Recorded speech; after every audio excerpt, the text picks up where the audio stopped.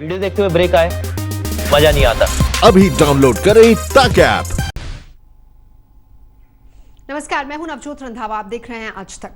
जब चीन के साथ दशकों का सबसे बड़ा संकट खड़ा हुआ है, जब चीन के खिलाफ भारत का राष्ट्रीय स्वाभिमान हुंकार भर रहा है, तब भारत के वीर सैनिक भारत माता की रक्षा के लिए प्रण लिए मैदान में डटे हैं। आज तक चीन बॉर्डर पर वायुसेना के फॉरवर्ड बेस से आपके लिए एक सुपर एक्सक्लूसिव रिपोर्ट लेकर आया है। इस रिपोर्ट में फॉरवर्ड बेस पर तैनात भारत की वायु शक्ति की एक झलक है। आज तक संवाददाता मंजीत नेगी एक ऐसी फॉरवर्ड बेस पर पहुंचे। इस एयरबेस का नाम हम आपको राष्ट्रीय हितों की मद्देनजर नहीं बता सकते, लेकिन वहां उन्होंने भारत की वायुसेना की तैयारियों को समझा है। भारत माता की वंदे। 15 जून को गलवान घाटी में चीन और भारतीय सैनिकों की खूनी भिड़ंत के बाद लद्दाख में एलएसी पर वायुसेना हाई अलर्ट पर है। प्रधानमंत्री नरेंद्र मोदी ने एक फॉरवर्ड बेस पर जाकर चीन को सीधी चुनौती दी है। ऐसे में भारतीय वायुसेना के विमान सरहद पर गरज रहे हैं। वायुसेना ने इस इलाके में कई लड़ाकू विमानों को तैनात कर दिया है। आज तक संवाददाता मंजीत नेगी ने चीन से लगने वाली सरहद पर एक फॉरवर्ड एयर बेस पर जाकर वायुसेना की तैयारियों का जायजा लिया। इस फॉरवर्ड एयर बेस पर सबसे पहले हम आपको दिखाते हैं सुखोई लड़ाकू विमान की गर्जना। चीन से निपटने के लिए वायुसेना ने अपनी पूरी ताकत का इस्तेमाल किया है। और अगर लड़ाकू विमानों की बात करें तो सुखोई लड़ाकू विमान से लेकर मिराज 2000 आने वाले दिनों में रफाल लड़ाकू विमान भी भारतीय वायुसेना की ताकत को कई गुना बढ़ा देगा। और इस मौके पर खास तौर से जब हम चीन से लगने वाली सरहद के एक फॉरवर्ड बेस एयर बेस पर मौजूद हैं, तो वायुसेना दिन और रात लगातार चीन की हर हरकत पर नजर रख रही है। चीन सरहद पर वायुसेना के इस फॉरवर्ड एयर बेस पर जबरदस्त हलचल दिखाई दे रही है और वायुसेना के लड़ाकू विमान लगातार गश्त लगा रहे हैं। विमानों से सैनिकों और सामान को लद्दाख के अलग अलग इलाकों में भेजा जा रहा है। अब हम आपको दिखाते हैं कि बालाकोट एयर स्ट्राइक में अहम भूमिका निभाने वाले MiG-29 विमान की झलक, जो चीनी सरहद पर दुश्मन को दहला रहा है। बालाकोट एयर स्ट्राइक के दौरान MiG-29 लड़ाकू विमान ने अहम भूमिका निभाई थी और इस वक्त ये चीन सरहद पर तैनात है। 2 इंजन वाला ये पावरफुल लड़ाकू विमान दुश्मन के किसी भी ठिकाने को नेस्तनाबूद कर सकता है। वायुसेना के इस फॉरवर्ड एयर बेस से चीन पर नजर रखने के लिए multi role combat Mirage 2000, Sukhoi 30 और जगुआर की भी तैनाती की गई है। ये सभी लड़ाकू विमान हथियारों से लैस होकर उड़ान भरकर निगरानी कर रहे हैं। इसके अलावा चीनूक हेलीकॉप्टर को लद्दाख में तैनात सैनिकों के लिए खाद्य और रसद सामग्री पहुंचाने के लिए लगाया गया है, जबकि अपाचे हेलीकॉप्टर को दुश्मन पर धावा बोलने के लिए लगाया गया है। चीन से लगने वाली भारत की सरहद पर भारत के हजारों सैनिक तैनात हैं, जिनके लिए वायुसेना अहम भूमिका निभाती है। खासतौर से फॉरवर्ड पोस्ट पर सैनिकों को पहुंचाने से लेकर उनके हथियार, राशन की अहम जिम्मेदारी होती है। और इसी तरह से चिनूक, अपाचे, चेतक, चीता जैसे हेलीकॉप्टर से मुश्किल हालात, खराब मौसम के बावजूद एयरफोर्स के एयर वॉरियर इन मिशन में लगातार लगे रहते हैं। पूर्वी लद्दाख सेक्टर में भारतीय सेना के जवानों को हवाई सहायता प्रदान करने के लिए अमेरिकी अपाचे हेलीकॉप्टरों को उन क्षेत्रों के करीब तैनात किया गया है जहां जमीनी सैनिकों द्वारा कार्रवाई की जा रही है। सरहद पर भारत और चीनी सेनाओं के बीच बढ़ते तनाव के साथ सैनिकों को फॉरवर्ड पोस्ट पर पहुंचाना एक अहम मिशन होता है और इस मिशन में वायुसेना का चिनूक हेलीकॉप्टर अहम भूमिका निभा रहा है। चिनूक हेलीकॉप्टर की मदद से एक बार में 20 से 25 सैनिकों को ऊंचे पहाड़ी इलाकों की फॉरवर्ड पोस्ट पर पहुंचाया जाता है। न सिर्फ सैनिक बल्कि हथियार और रसद भी पहुंचाए जा रहे हैं। और इस वक्त जब भारत और चीनी सेनाओं के बीच तनाव चरम पर है, वायुसेना का चिनूक हेलीकॉप्टर इस पूरे इलाके में, लद्दाख के अलग अलग इलाकों में सैनिकों को रसद को और हथियार को पहुंचाने के मिशन में लगातार दिन और रात लगा हुआ है। हाल में अमेरिका से खरीदे गए चिनूक हेलीकॉप्टर चीन से लगने वाली सरहद पर सैनिकों को फॉरवर्ड पोस्ट तक पहुंचाने और उनके लिए राशन के साथ हथियार पहुंचाने के मिशन को बखूबी अंजाम दे रहे हैं, जबकि अपाचे हेलीकॉप्टर को माउंटेन वॉरफेयर के लिए बेहतरीन माना जाता है। यह है भारतीय वायुसेना का अपाचे हेलीकॉप्टर, जिसे हाल में अमेरिका से शामिल किया गया। ऐसे 22 हेलीकॉप्टर लिए गए हैं और इस वक्त अपाचे हेलीकॉप्टर चीन से लगने वाली सरहद पर तैनात है। यह हेलीकॉप्टर खासतौर से माउंटेन वॉरफेयर के लिए बेहतरीन माना जाता है। और इस वक्त यहाँ मौजूदा हालात में चीन सरहद पर खासतौर से एयर मेंटेनेंस और यहाँ पर जो सेना तैनात है उनकी मदद के लिए यहाँ पर तैनात किया गया है। भारत के गगनभेदी वीरों की ये तैयारी चीन का पसीना छुड़ा देगी। चीन बॉर्डर पर एक फॉरवर्ड एयरबेस पर पहुंचे आज तक को भारत के सैनिकों का हौसला भी दिखाई दिया। चीन बॉर्डर पर फॉरवर्ड एयरबेस से कैमरामैन संजय चौधरी के साथ मंजीत नेगी, आज तक। हाउस द जोश। हाय सर, ये एक फिल्म का डायलॉग जरूर है, लेकिन भारत के वायु सैनिकों के हौसलों पर सटीक बैठता है। आज तक संवाददाता मंजीत नेगी ने चीन बॉर्डर पर तैनात वायु वीरों से बातचीत की। उनकी बातचीत में भारत के सौम्य लेकिन सशक्त तेवर का परिचय है। भारत की अनुशासित सेना को सिर्फ राजनीतिक इशारे की जरूरत है। भारत के ये वायुवीर चीन को शिकस्त देने के लिए तैयार बैठे हैं। ये आरंभ है प्रचंड। चीन बॉर्डर पर फॉरवर्ड एयरबेस पर भारत की हुंकार देखो। 2020 के भारत की टंकार देखो। मिराज 2000, सुखोई 30, जगुआर, अपाचे और चिनूक ये सब मिशन मोड में है। आज तक ने वायुसेना के फॉरवर्ड एयरबेस पर उन एयर वॉरियर्स के हौसले को भी समझा है जो वहां भारत मां की रक्षा का फर्ज निभाने में जुटे हैं। एयर वॉरियर्स उन ऊंचे पहाड़ी इलाकों में मुश्किल हालात के बीच दुश्मन पर कड़ी नजर रख रहे हैं। जब हमने उनसे पूछा कि हाउ इज द जोश, तो उन्होंने कहा कि वायुसेना के फाइटर पायलट का जोश हमेशा हाई होता है, चाहे हालात जैसे भी हों। मौजूदा हालात में सरहद पर भारत और चीनी सेनाएं आमने सामने खड़ी हैं। प्रधानमंत्री नरेंद्र मोदी ने फॉरवर्ड पोस्ट पर पहुंचकर चीन को सीधी चुनौती दी है। इस वक्त हम वायुसेना के एक फॉरवर्ड एयरबेस पर मौजूद हैं, जहां पर हमारे साथ फाइटर पायलट मौजूद हैं और उनसे जानेंगे किस तरह से वायुसेना की तैयारी है। आपसे जानना चाहूंगा सर कि इस वक्त आप लोग फॉरवर्ड एयरबेस पर हैं, मौजूदा जो हालात हैं, दोनों सेनाओं के बीच में झड़प हो चुकी है, क्या तैयारी है वायुसेना की? भारतीय वायुसेना ऑपरेशंस के लिए पूरी तरीके से तैयार है। वायु शक्ति जो कि युद्ध का एक बहुत महत्वपूर्ण पहलू है और इस इलाके में ये एक बहुत ही महत्वपूर्ण भूमिका निभाएगी। हमारे पास सभी चुनौतियों से लड़ने के लिए सभी संसाधन हैं और भारतीय वायुसेना हर तरीके से तैयार है किसी भी चैलेंज को मीट करने के लिए। यहाँ पर हम देख रहे हैं कि इस वक्त जो हालात हैं सरहद पर, सभी एयर वॉरियर्स सेना के लोग दिन रात 24 घंटे तैनात हैं, तो हम ये कह सकते हैं कि हाउ इज द जोश? इस बेस पर और पूरी भारतीय वायुसेना में सभी वायु योद्धा पूरी तरीके से प्रशिक्षित हैं और किसी भी चुनौती का सामना करने के लिए पूरी तरीके से तैयार हैं। हमारे जोश का स्तर हमेशा ही ऊंचा रहता है एंड जैसे हमारा मोटो है, we are always touching the sky with glory. आज तक से फॉरवर्ड एयरबेस पर तैनात इन फाइटर पायलटों ने कहा कि मौजूदा हालात में अभी जिस तरह की चुनौतियां सामने हैं, उससे निपटने के लिए एयर वॉरियर्स और लड़ाकू विमान पूरी तरह तैयार हैं। आपसे जानना चाहूंगा इस फॉरवर्ड एयरबेस का क्या रोल है, क्या भूमिका है यहाँ पर एयर मेंटेनेंस में और आगे चीजों को लेकर? यह बेस इस क्षेत्र में हवाई संचालन के लिए बहुत ही महत्वपूर्ण है। यह बेस हम इस बेस पर सभी गतिविधियों के लिए तैयार हैं, चाहे वो युद्ध और उसके संबंधित हवाई संचालन और संबंधित किसी भी चीज की रिक्वायरमेंट के लिए हम पूरी तरह से तैयार हैं और कोई भी चीज अगर आवश्यक हुई तो हम उसको सपोर्ट करने के लिए पूरी तरह से जागरूक हैं और तैयार हैं। भारतीय सैनिक चीन को जवाब देने को तैयार हैं। भारत के लड़ाकू विमान जरूरत पड़ने पर अपना लक्ष्य तय कर चुके हैं।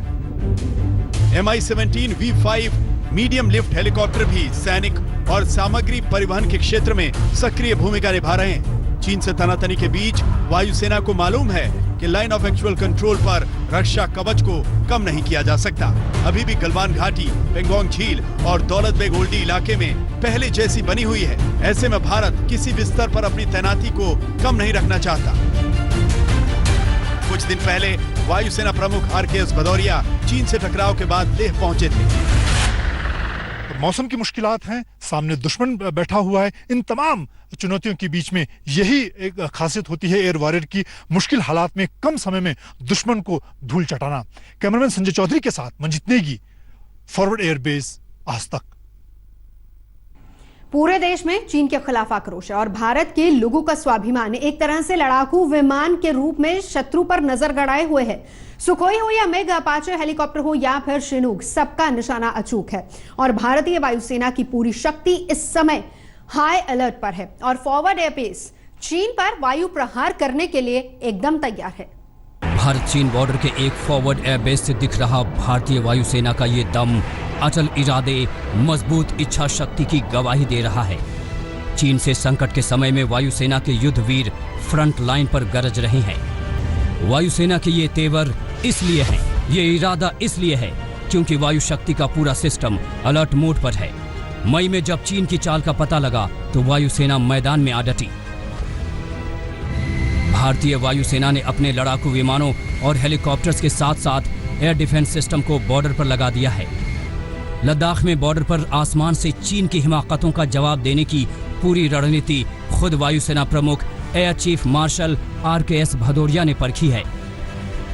Air chief marshal RKS Bhadauria जून के तीसरे हफ्ते में श्रीनगर और लेह एयरबेस के 2 दिनों के दौरे पर गए थे। भदौरिया का दौरा CDS बिपिन रावत की मौजूदगी में तीनों सेनाओं के प्रमुखों की उच्च स्तरीय बैठक के बाद हुआ था।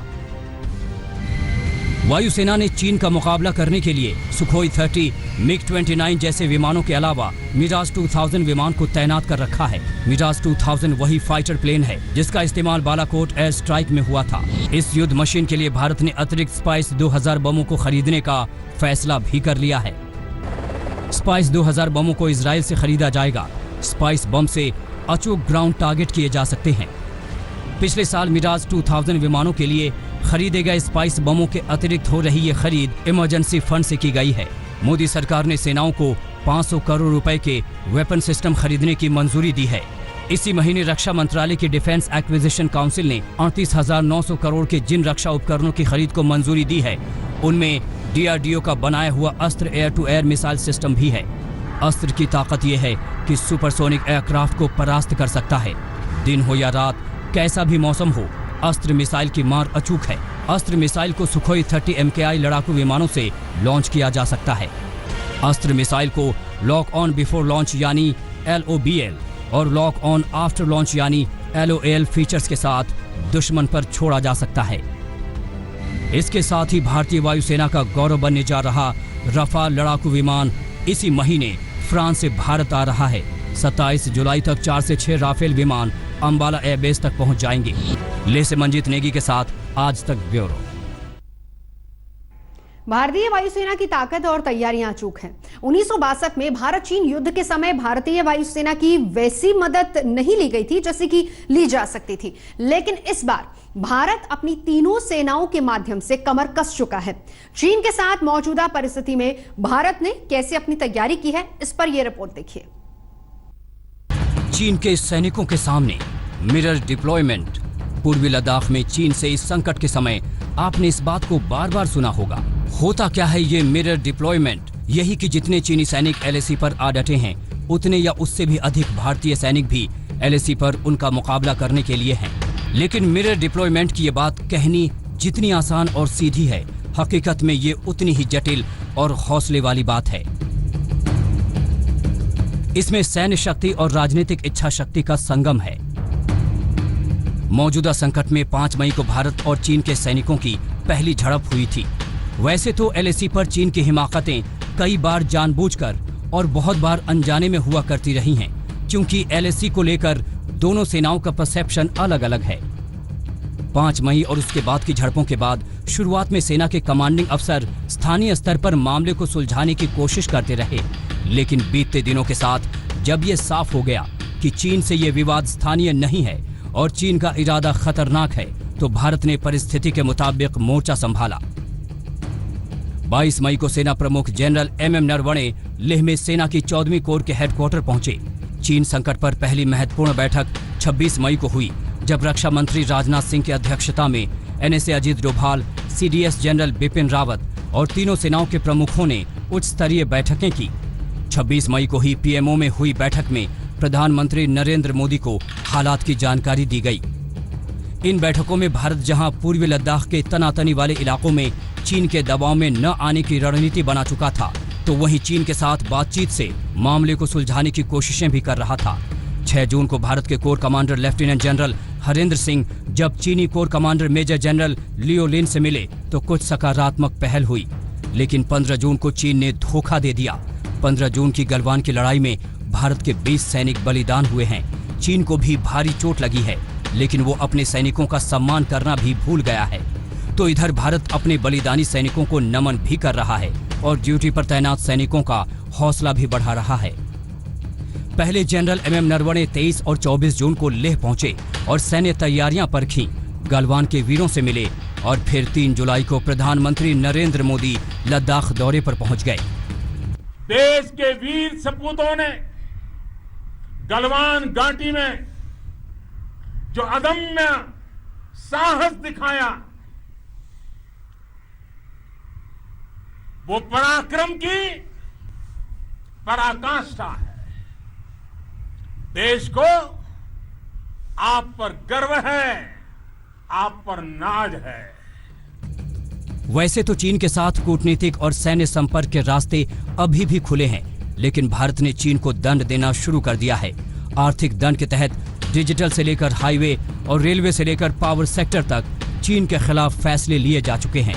तो उधर सैन्य स्तर पर भारत सीधा मोर्चा लेने को तैयार है। आज तक ब्यूरो। चीन की हिमाकत को देखते हुए भारत एक साथ कई रणनीतियों पर काम कर रहा है। भारत का फोकस सिर्फ लद्दाख पर नहीं है। हिंदुस्तान की कोशिश चीन को चौतरफा घेरने की है, जिससे ड्रैगन के लिए भारत से पंगा लेना मुश्किल हो जाए। और इसी में अहम है हिंद महासागर का मोर्चा। भारत ने चीन की कपट नीति, धोखेबाजी और विश्वासघात को देखते हुए अपने टैंक्स और दूसरे हथियारों की तैनाती बढ़ाई, ताकि चीन की किसी भी कुटिलता का जवाब दिया जा सके। भारत का फोकस इस समय सिर्फ लद्दाख पर नहीं है। भारत इस समय ऐसी रणनीति पर काम कर रहा है जिससे चीन पर दबाव डाला जा सके और उसके लिए अलग अलग मोर्चों पर भारत से निपटना असंभव हो जाए। तमाम एक्सपर्ट भारत सरकार को यह सलाह दे रहे हैं कि हिमालय के ऊंचे और कठिन फ्रंट पर भारतीय सेना चीन को जवाब दे रही है, लेकिन चीन पर दबाव बढ़ाने का रास्ता हिमालय से नहीं, समुद्र से होकर जाता है।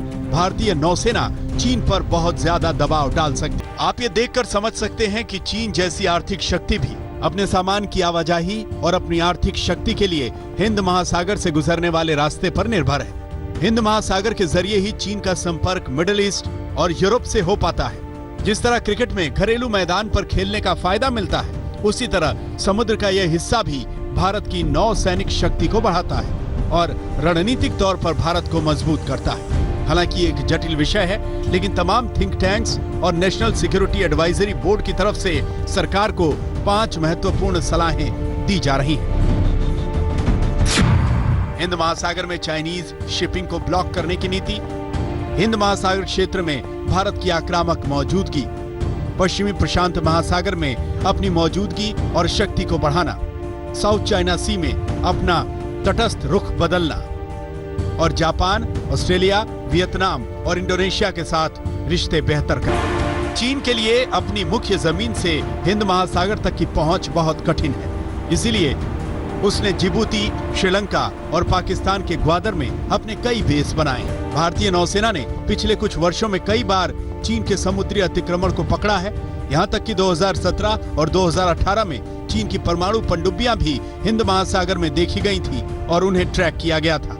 पिछले साल सितंबर में चीन का एक रिसर्च करने वाला जहाज देखा गया था और दिसंबर 2019 में चीन के 3 सैन्य जहाज युद्ध अभ्यास के लिए पाकिस्तान की तरफ जा रहे थे। आज तक को मिली जानकारी के मुताबिक भारत के कई पूर्व नौसेना प्रमुखों ने यह कहा है कि भारत को तत्काल नौसेना के विकल्पों पर काम करना चाहिए और चीन पर हिंद महासागर में दबाव बढ़ाने का कोई भी मौका छोड़ना नहीं चाहिए। आज तक ब्यूरो। LAC पर जारी तनाव के बीच भारतीय नौसेना भी अलर्ट मोड पर आ गई है। भारतीय नौसेना की गिनती दुनिया के ताकतवर देशों में होती है। अपने किसी भी दुश्मन से निपटने के लिए भारतीय नौसेना कितनी सक्षम है, ये रिपोर्ट देखिए। जैसे जैसे लद्दाख की परिस्थितियों में उबाल आ रहा है, वैसे वैसे भारतीय नौसेना भी अपनी पूरी शक्ति के साथ समुद्र पर नजर गड़ाए हुए है। भारत इस समय समुद्र में चीन पर दबाव डालने के विकल्प पर विचार कर रहा है। यहाँ कुछ बातें समझनी जरूरी है और भारत और चीन की ताकत को अगल बगल रखकर देखना भी। भारत के पास एक एयरक्राफ्ट कैरियर है, जबकि चीन के पास 2 एयरक्राफ्ट कैरियर है। भारत के पास 1 परमाणु पनडुब्बी है, जबकि चीन के पास कम से कम 12 परमाणु पनडुब्बियां हैं। भारत के पास 1 दर्जन के आसपास सक्रिय पनडुब्बियां हैं, जबकि चीन के पास 50 से ज्यादा पनडुब्बियां हैं। लेकिन भारत तेजी से अपनी शक्ति बढ़ा रहा है। भारत के एयरक्राफ्ट कैरियर यानी नए विक्रांत पर काम चल रहा है और ये भी भारत की शक्ति बढ़ाएगा। सैटेलाइट तस्वीर बताती है कि ये शिप अपनी जगह बदल रहा है, वो भी अपनी खुद की पावर के भरोसे। इससे पता चलता है कि भारत एक मुश्किल प्रोजेक्ट में काफी आगे बढ़ चुका है।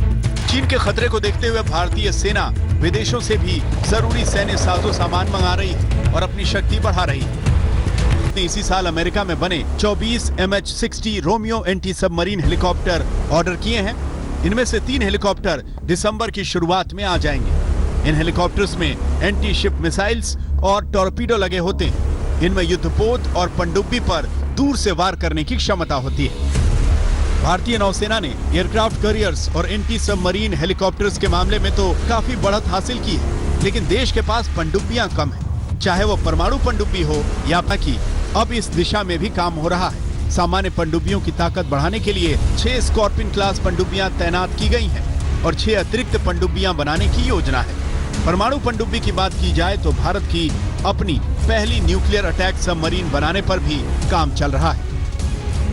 भारत के पास शक्ति है। अब देश को चीन पर दबाव डालने वाली नीति पर काम करना है और यह दबाव समुद्री युद्ध क्षेत्र में डाला जा सकता है। आज तक ब्यूरो। चीन बॉर्डर पर पहुंचा आज तक। वर्ल्ड एयरबेस पर भारत की शक्ति और पराक्रम का ट्रेलर। युद्ध के मौके पर कैसा होगा भारत का वायु प्रहार? सुखोई और मिग-29 की गर्जना से कैसे कांपेगा चीन? अपाचे और चिनूक की आवाज सुनकर चीन का दिल बैठ जाएगा। सेना के फाइटर पायलट्स का एक्सक्लूसिव इंटरव्यू। दुश्मन को इंप्रेशन देने वाली तथी मोदी के लद्दाख दौरे के तुरंत बाद आज तक की सुपर एक्सक्लूसिव बॉर्डर रिपोर्ट। नमस्कार, मैं हूं अंजना ओम कश्यप। हमें उम्मीद है ये वीडियो आपको पसंद आया होगा। लेटेस्ट खबरों के लिए यूं ही देखते रहिए आज तक और इस वीडियो के पसंद आने पर लाइक, शेयर एंड सब्सक्राइब करना ना भूलें।